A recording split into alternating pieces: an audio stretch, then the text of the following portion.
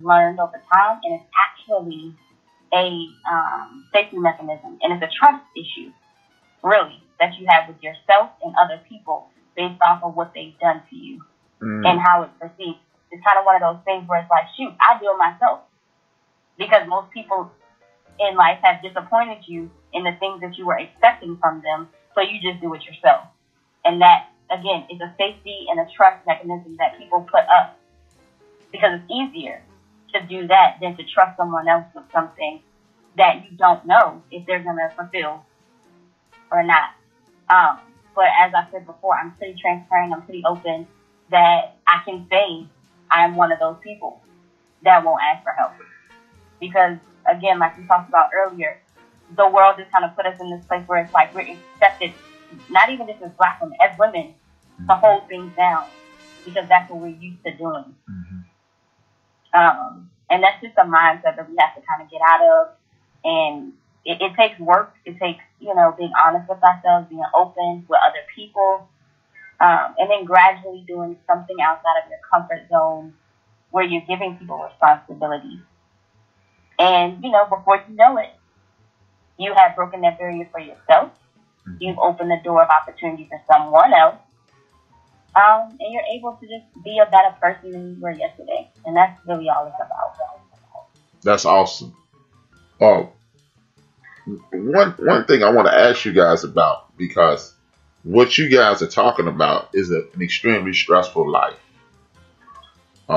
You're carrying a load and you're scooping up people at the same time and carrying them. Question I have for you is, what are you guys doing for mental health? Help. How are you detoxing on a regular basis? Or are you at all? Because you guys sound like you have a 10-ton load and you're carrying it all the time. Are you guys taking care of yourselves mentally? Or spiritually?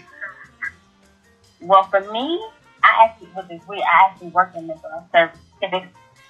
But if you probably would have asked me this a couple of years ago, my answer would have been probably no. Okay. Not at all. Not even close.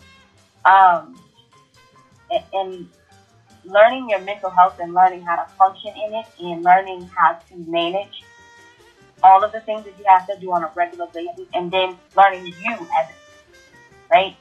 Those are separate things. And as people, we tend to put them all in one.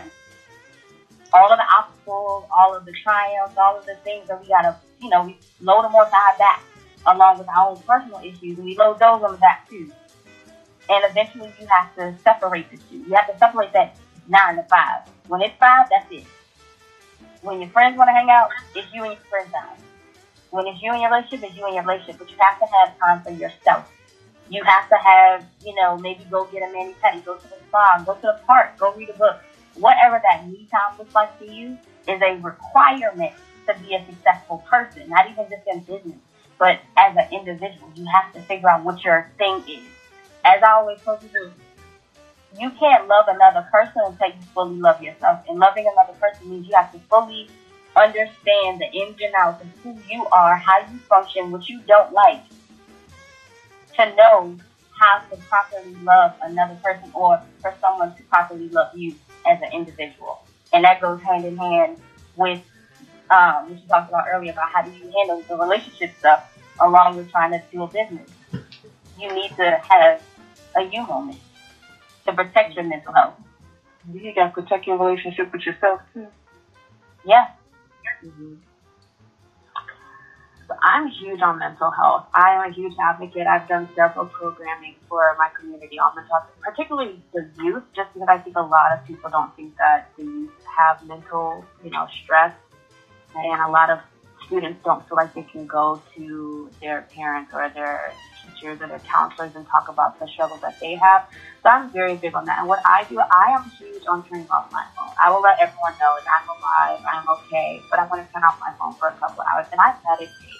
And that's something I got into a couple of years ago, just literally calming your mind and doing deep breathing exercises. And that is really helpful for me because my phone will go off all night, all morning, all day. Everyone, I'm constantly being texted, emails, calls, all of these things. So turning off your phone has been something that's been very helpful for me. And just laying in bed or laying on my yoga mat and just releasing all of the energy, the negative energy, because a lot of people don't understand that you carry the energy of others that you've been in contact with, or you're still holding on to things subconsciously. So when you actually take the time to release those negative things that are attached to your body, you don't realize how heavy spiritually you were, carrying all of those things. So I'm huge on meditating and taking time for yourself. Pretty much the same thing Maya said. And that could be different from anyone. Like Maya could be a mani-pedi. It could be going to the movies, having a meal by yourself. I love eating by myself. I know people say, "Oh, she looks so lonely." I actually like eating by myself.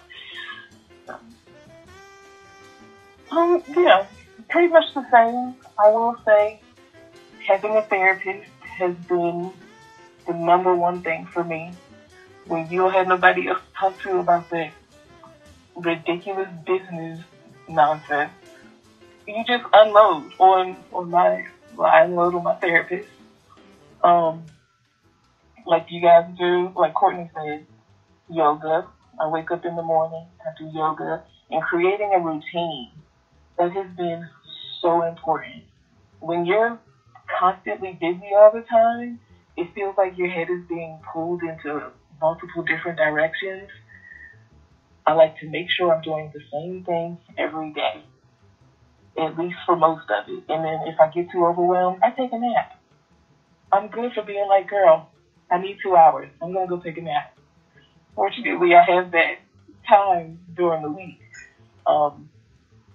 But yeah, take myself out, go for a drink. Well, I can't go anywhere for a drink these days, but yeah, go for a walk.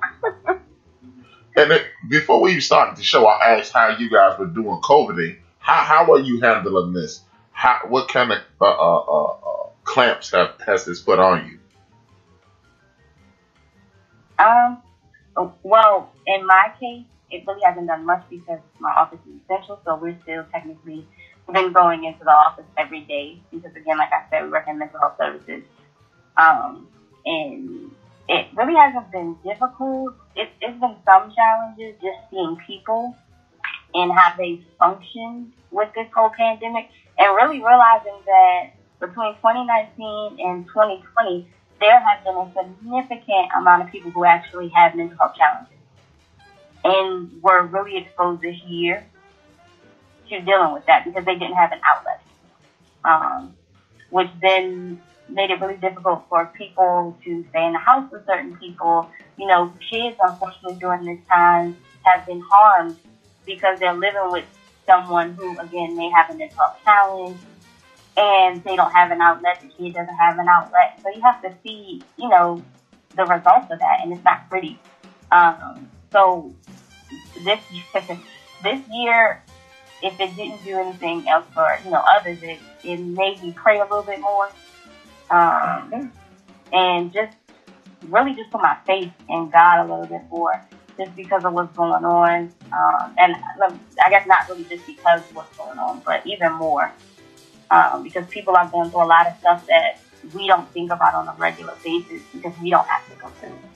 So, me per se, I didn't really see any challenges, but it's definitely just been difficult to watch people go through a lot of trauma. Yeah, I think the beginning of COVID was. Oh, go ahead, Shavor. I was saying the beginning of COVID was definitely a struggle for me because I did have a regular job that was paying more of the bills.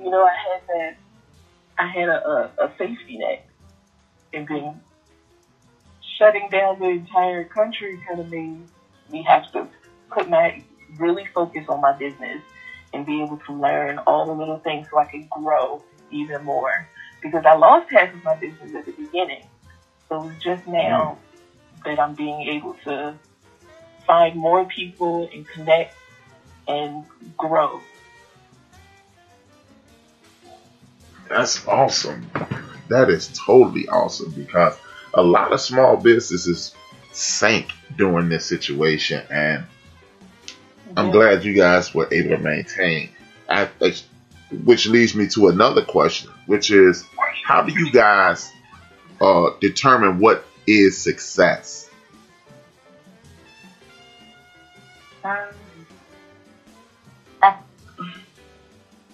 That's a really good question. How do you determine it? To be honest, I think success is a process. It's not an end result. The fact that you wake up every day, you do something for your business every day, is success. I know people say, well, once I get the big house and all the money and all of that, that's great, but that doesn't measure your level of success. That just means you did the work to get to where you need to be. So that's why I feel like success is a process. So like I said earlier, where I said I'm not where I was a year ago. I'm not where I was 6 months ago. That's my level of success to me. I guess it's unofficial, but some people will always say, we praise God for the things that He's done, like the final result of it, but we never did it in the middle, and we couldn't see how it was going to turn out. And that's what you have to do in your company. You have to still speak that, level of success over yourself. You still have to put in the extreme amount of work so that you can get to that level of accomplishing your goal.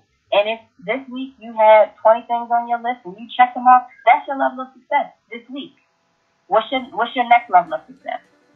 Because the ending result to me is not your level of success. The process and the work that you put into it is your level of success. That's okay. Great answer.